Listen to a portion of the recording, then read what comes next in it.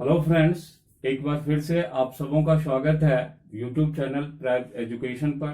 दोस्तों, पिछली क्लास में हमने सीखा था पास्ट टेंस का जो फर्स्ट पार्ट था वो था सिंपल पास्ट या फिर पास्ट इंडेफिनिट। आज हम देखेंगे पास्ट टेंस का ही दूसरा पार्ट और वो है पास्ट कॉन्टिन्यूअस। पास्ट कॉन्टिन्यूअस जिसको कि अगर हिंदी में हम कहना चाहें तो इसको हम अपूर्ण भूतकाल भी कह सकते हैं।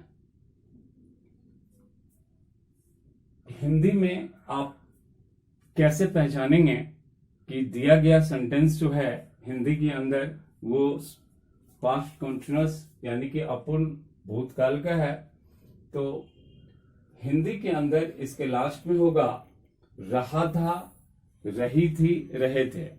आपको याद होगा जब हमने प्रेजेंट कॉन्टिन्यूअस को किया था तो प्रेजेंट कॉन्टिन्यूअस की जो आइडेंटिफिकेशन है उसमें था कि हिंदी सेंटेंसेस के लास्ट में रहा है, रही है, रहे हैं ऐसा होता है।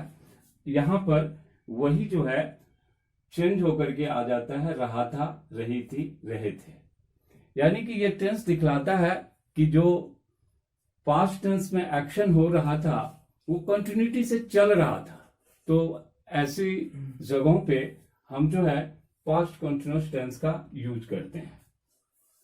इसके बनाने का जो रूल होगा वो भी काफी सिंपल है। आपको अगर याद होगा तो ध्यान कीजिए कि जब प्रेजेंट कॉन्टिन्यूअस था तो उसमें हमने हेल्पिंग वर्ब के रूप में इज, आर या एम का यूज किया था। यहां पर क्या करना है, इज, आर, एम को रिप्लेस करके वाज या फिर वर में चेंज कर देना है। तो इसी से हमारा जो है पास्ट कॉन्टिन्यूअस का रूल तैयार हो जाता है। तो रूल में है सबसे पहले सब्जेक्ट लिखेंगे, फिर आप वाज या वर का यूज करेंगे अकॉर्डिंग टू सब्जेक्ट, फिर हम वर्ब की फर्स्ट फॉर्म का यूज करेंगे, this is V1, again ING, और फिर लास्ट में हम ऑब्जेक्ट को रख देंगे। अब आता है कि वाज का यूज कहां करेंगे, वर का यूज कहां करेंगे। तो ये थोड़ा सा आप देख लें, जो थर्ड पर्सन सिंगुलर नंबर के जो भी सब्जेक्ट्स हैं उनके साथ हम वाज का यूज करेंगे। थर्ड पर्सन सिंगुलर नंबर ये आपको अच्छी तरह पता है, ही है, सी है, इट है, या फिर कोई नेम वगैरह समथिंग जो है सिंगुलर में, तो आप इनके साथ जो है वाज का यूज करें। और साथ ही जो फर्स्ट पर्सन का जो सिंगुलर फॉर्म है, फर्स्ट पर्सन का सिंगुलर फॉर्म यानी कि जो आई होता है उसके साथ भी जो है हमें वाज का यूज करना है। तो बस इतनी सी बातें याद रखनी है कि फर्स्ट पर्सन के सिंगुलर फॉर्म और थर्ड पर्सन के सिंगुलर फॉर्म के सब्जेक्ट के साथ हम आई का यूज करेंगे। बाकी जो भी सब्जेक्ट्स बच गए, जैसे फर्स्ट पर्सन का प्लूरल फॉर्म, उनके साथ वर आएगा। सेकंड का चाहे वो सिंगुलर फॉर्म हो या फिर प्लूरल, उनके साथ भी हम वर का यूज करेंगे। और थर्ड पर्सन प्लूरल के साथ भी थर्ड पर्सन प्लूरल के साथ भी हम वर का ही यूज करेंगे। तो इनको हम कुछ एग्जाम्पल से समझने की कोशिश करते हैं, कैसे बनाएंगे। चलिए देखते हैं। पहला जो सेंटेंस है वो है वह मेरा इंतजार कर रहा था। वह मेरा इंतजार कर रहा था। सेंटेंस को देखते ही पता चल रहा है कि ये काम जो है भूतकाल में यानी कि पास्ट टेंस में पूरी कंटिन्यूटी के साथ चल रहा था। तो इस तरह से हम इसको बनाएंगे। फिर आप सबसे पहले सब्जेक्ट को लिखें। तो इस सेंटेंस के अंदर जो सब्जेक्ट है वो है वह। हम वह की इंग्लिश करेंगे ही के साथ अभी मैंने बताया था वॉज जो है वो हेल्पिंग वर्ब आएगा, तो ही वॉज। और इंतजार करना इसकी इंग्लिश होती है वेट, तो हम वेट में ING ऐड करेंगे, ही वॉज वेटिंग। और वेट जो वर्ब है वो अपने साथ हमेशा प्रपोजिशन फॉर लेता है, इसलिए आप यहां पर फॉर का भी यूज कीजिए। और मेरा ये ऑब्जेक्टिव पार्ट में आ रहा है तो हम इसके लिए मी का यूज करेंगे। दैट मीन्स ये जो हमारा सेंटेंस बना वो बना he was waiting for me. That means वह मेरा इंतजार कर रहा था। उसी तरह से दूसरा जो सेंटेंस है वो है बच्चे जोर जोर से चिल्ला रहे थे। तो बच्चे, इसकी इंग्लिश जो है हम लिखेंगे चिल्ड्रन, क्योंकि चिल्ड्रन जो है ये थर्ड पर्सन प्लूरल नंबर का ऑब्जेक्ट, प्लूरल नंबर का सब्जेक्ट है, तो हम इसके साथ जो है वर का यूज करेंगे, वाज नहीं आएगा। अगर एक बच्चा होता, अगर यहां पर होता बच्चा जोर जोर से चिल्ला रहा था, तब तो हम लिखते हैं the child was crying loudly. लेकिन यहां पर हमारा सब्जेक्ट जो है वो बच्चे हैं, थर्ड पर्सन प्लूरल नंबर का सब्जेक्ट है, इसलिए हमने लिखा children were crying. Children were crying, चिल्लाने की इंग्लिश होगी क्राई, हमने उसके अंदर ऐड किया है आईएनजी। और जोर जोर से इसकी इंग्लिश आप लिखिए लाउडली।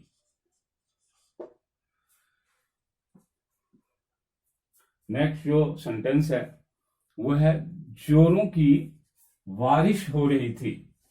तो बारिश होना एक नेचुरल हैपनिंग है, इसके लिए हम इट से सेंटेंस को स्टार्ट करेंगे। ऐसे सेंटेंसेस इट से बनते हैं, तो हम लिखेंगे इट, और इट फिर जो है थर्ड पर्सन सिंगुलर नंबर का सब्जेक्ट है, इसलिए हम लिखेंगे it was raining, it was raining heavily. यहां जोरों से की इंग्लिश जो है हम हैवीली लिखेंगे। और भी कई सारे वर्ड्स हैं, जैसे आप चाहें तो इडियम्स अगर आप यूज करना चाहें तो जोरों से की इंग्लिश यहां पर लिख सकते हैं it was raining cats and dogs. ये शायद आपने सुना हो या नहीं, बट हैविली के लिए जोर जोर से जो बारिश होती है, मूसलाधार बारिश का होना, उसके लिए रेनिंग कैट्स एंड डॉग्स का यूज होता है। ये एक इडियम है, आप अगर लिखना चाहें तो आप इसको भी लिख सकते हैं। तो इट वाज रेनिंग हैविली, और आप लिख सकते हैं it was raining cats and dogs. चलिए मैं लिख भी देता हूं ताकि आपको कंफ्यूजन ना हो। ये लिखना है कैट्स एंड डॉग्स, ऐसा भी लिखा जा सकता है। नेक्स्ट जो सेंटेंस है वह है कि तुम झूठ बोल रहे थे। तो तुम झूठ बोल रहे थे, अगेन आप आइए, हमारा सब्जेक्ट तुम है, तो इसकी इंग्लिश हमने किया यू, और यू के साथ फिर जो है यू चूंकि सेकंड पर्सन में यूज होता है, तो हम इसके लिए फिर वर का ही यूज करेंगे। तो you were telling a lie, you were telling a lie का मतलब हो गया कि तुम झूठ बोल रहे थे, तुम झूठ बोल रहे थे, ऐसा आएगा। नेक्स्ट जो सेंटेंस है वो है कि मैं सच बोल रहा था। अब देखिए यहां पर सब्जेक्ट जो है फिर आई है, आई बोल रहा था, तो इसके लिए होगा आई के बाद, आई के साथ हम वाज का यूज करेंगे। I was speaking, I was speaking the truth का मतलब हुआ कि मैं सच बोल रहा था। देखिए झूठ बोलना की इंग्लिश जो है वो होती है टेल अ लाई, और सच बोलना की इंग्लिश होती है स्पीक द ट्रूथ। तो लाई के पहले से आप हटाएं ना, या फिर ट्रूथ के पहले से द ना हटाएं। क्यों? क्योंकि ये आर्ग्यूमेटिक यूज कहलाता है, इसमें हम किसी तरह के छेड़छाड़ कि हम नहीं कर सकते, कोई तरह की चेंजिंग यहां पर पॉसिबल नहीं होगी। नेक्स्ट सेंटेंस है वह आप पर हंस रहा था। वह, अगेन हमारा जो सब्जेक्ट है वो थर्ड पर्सन सिंगुलर नंबर का है, हम वह की इंग्लिश करेंगे ही, और हंसने की इंग्लिश होती है लाफ, तो ये बन जाएगा ही वॉज लाफ। लाफ में आप आईएनजी लगाएं, लाफिंग किस पर, एट यू, वह आप पर हंस रहा था, he was laughing at you. आप ये भी ध्यान रखें कि लाफ के बाद हमेशा प्रपोजिशन जो है एट का यूज होता है, that means he was laughing at you. हम फूल तोड़ रहे थे, अब देखिए हम सब्जेक्ट जो है इसकी इंग्लिश करेंगे वी के साथ वर का यूज होगा, क्योंकि ये फर्स्ट पर्सन प्लूरल नंबर का सब्जेक्ट है। वी वर, और तोड़ना, फूल तोड़ने के लिए जो वर्ब का यूज करना है वो प्लक करना है। तो that means here we have written we were plucking, क्या तोड़ रहे थे, फूल, तो आप फ्लावर्स लिखिए। We were plucking flowers, that means हम फूल तोड़ रहे थे।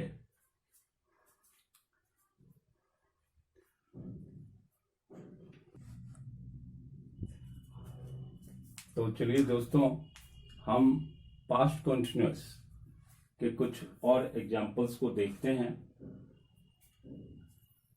सेंटेंस है कि जब मैंने उसे देखा वह क्रिकेट खेल रहा था।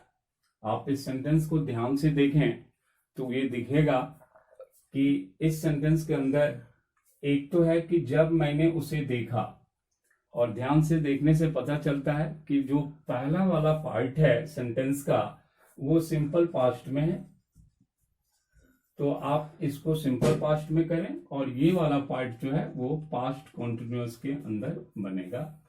तो हम इस सेंटेंस को दो तरीके से बना सकते हैं। पहले हम इसको लिखते हैं कि वह क्रिकेट खेल रहा था, इसकी क्या इंग्लिश होगी, तो ये होगी ही वॉज प्लेइंग क्रिकेट। और फिर हम इस पार्ट को लिखेंगे जब मैंने उसे देखा, when I saw him, when I saw him।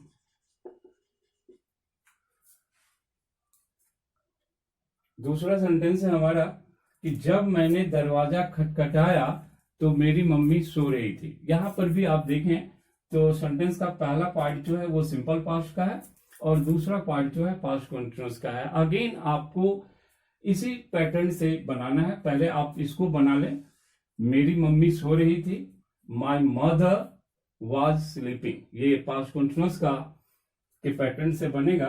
तो हम लिखते हैं my mother was sleeping,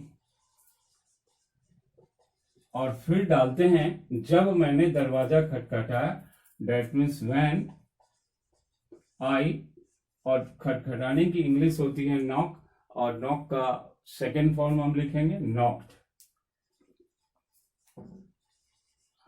at the door. आप इन दोनों सेंटेंसेस को ऐसा भी चाहें तो लिख सकते हैं कि when I saw him, comma डालना पड़ेगा, फिर आपको लिखना है ही वॉज प्लेइंग क्रिकेट। या फिर इस सेंटेंस को अगर हम लिखना चाहें तो ये वाला जो क्लाउज है ये पहले आ सकता है, इसको हम बाद में, तो ये बनेगा when I knocked at the door, comma my mother was sleeping. लेकिन बेटर है कि आप इसी पैटर्न से लिखें, क्योंकि इसके अंदर एक अच्छी फ्लुएंसी आ रही है, तो बेटर है कि आप ऐसे ही लिखें। तो दोस्तों, ये था हमारा पास्ट कंटिन्यूअस। आपको अगर ये वीडियो पसंद आया हो तो आप इसे लाइक करें, शेयर करें, सब्सक्राइब करें, और जो भी आपके वैल्यूएबल सजेशंस हो उनको आप कमेंट बॉक्स में लिखें। Thank you.